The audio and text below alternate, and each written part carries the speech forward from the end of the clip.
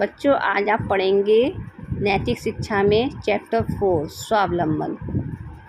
तो स्वावलंबन का आशय दूसरों पर निर्भर ना रहकर अपने कार्य को अपनी शक्ति सामर्थ्य से स्वयं संपन्न करना है। देखिए, स्वावलंबन इसका मतलब क्या होता है? सेल्फ डिपेंड होना, खुद पर निर्भर होना। हम दूसरों पर निर्भर ना होकर अपना कार्य अपनी सामर्थ्य शक्ति से स्वयं करें, इसी को स्वावलंबी कहते हैं।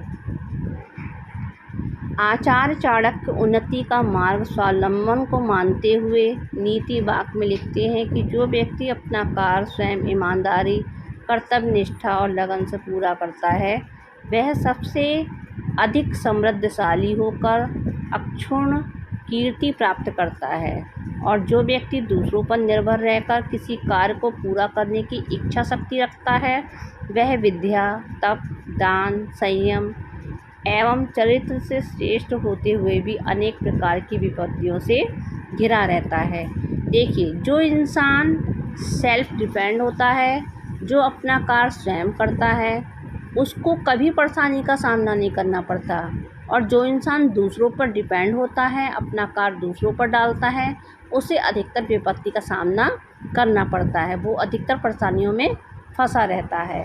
स्वावलंबन जीवन का आधार और प्रगति का प्रथम सोपान है। हमें हर क्षेत्र में स्वावलंबी बनना चाहिए। विशेष रूप से विद्यार्थी जीवन में हम अपने छोटे छोटे कार्यों को स्वयं करने का प्रयत्न करें और घर के कार्यों में माता पिता के सहयोगी बने।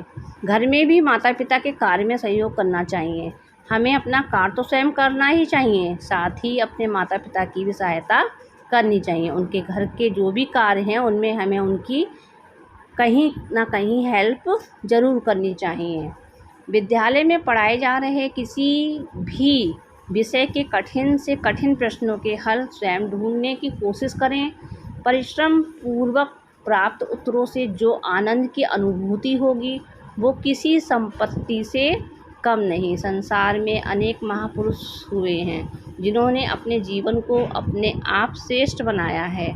अब्राहम लिंकन का जन्म अमेरिका के एक निर्धन परिवार में हुआ था। बाल्यावस्था से ही स्वावलंबी विचारों से युक्त होने के कारण ही वो राष्ट्रपति बने। हमारे देश के द्वितीय प्रधानमंत्री लाल बहादुर शास्त्री का संपूर्ण जीवन स्वावलंबन का पर्याय रहा है। महात्मा गांधी द्वारा स्थापित साबरमती आश्रम में स्वयं गांधी जी से लेकर आश्रम के प्रत्येक व्यक्ति को अपना अपना कार्य स्वयं करना पड़ता था। यहाँ तक कि जो अतिथि वहाँ जाता था, वह अपने खाने के लिए स्वयं अन्न पीस कर रोटी बनाकर खाता था। अपना कार्य करने में लज्जा कैसी? इस संदर्भ में एक प्रेरक प्रसंग स्मरण करने योग्य है।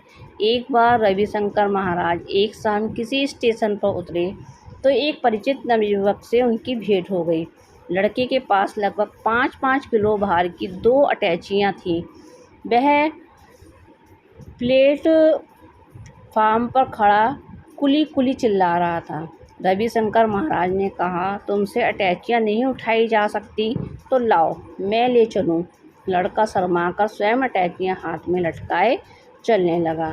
थोड़ी देर बाद अपनी झेप दूर करने के लिए लड़के ने तर्क दिया, महाराज, आपने बेचारे कुली के 4 आने बेकार ही मार दिए। मेरे पिता पर्याप्त रुपए कमाते हैं, इसलिए मैं गरीब कुली को कुछ पैसे देना चाहता था। किसी निर्धन को पैसे देने में कोई पाप नहीं है। बिना अपनी सेवा कराए ही तू पैसे दे देता तो काफ़ी पुण्य होता। महाराज ने मुस्कुराते हुए कहा। वह युवक लज्जित होकर आगे की ओर चलता गया। रामचरितमानस में गोस्वामी तुलसीदास लिखते हैं, पराधीन सपनेहु सुख नाही, अर्थात किसी अन्य के अधीन रहकर स्वप्न में भी सुख की अनुभूति नहीं की जा सकती है। वास्तविक आनंद की प्राप्ति के लिए तो स्वयं ही आत्मविश्वास के साथ समस्त कार्यों को करना होगा। हमें अपने जीवन को उन्नत बनाने के लिए प्रत्येक क्षेत्र में स्वावलंबी बनना चाहिए। यदि सभी व्यक्ति इस प्रकार के आचरण का पालन करें तो उनका जीवन सहनशीलता, सरलता, दया, पवित्रता और सच्चाई की प्रतिमूर्ति बन जाएगा। देश व समाज समुन्नत होकर विश्व में गौरव प्राप्त करेगा। ये था आपका चैप्टर नंबर 4 नैतिक शिक्षा में, जिसका नाम था स्वावलंबन। इस चैप्टर को पूरा पढ़कर मैंने आपको समझाने की कोशिश की है, तो आप लोग इस वीडियो के माध्यम से इस चैप्टर को समझेंगे।